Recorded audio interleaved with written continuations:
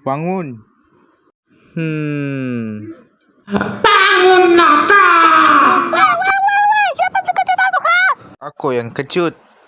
Trev, aku nak tanya ni. Kenapa tidur kat sini ya? Bukan tidur dengan Dale ke?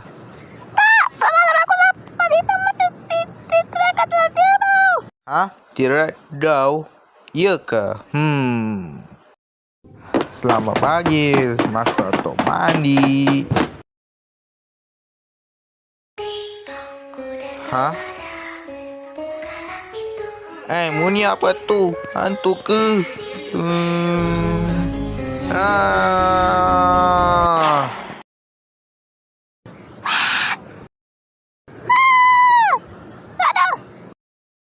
Trev, dua pintu rosak. Alamak.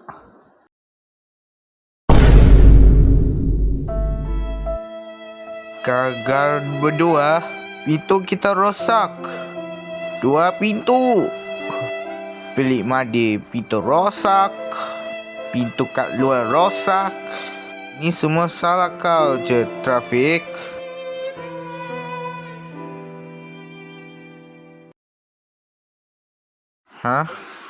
Okey dah. Dah lah.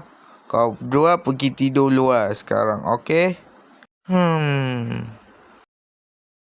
Okey, selamat malam. Ahu.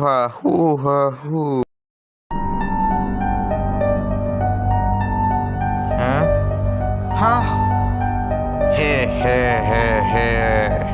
Alamak. Hantu. Lari.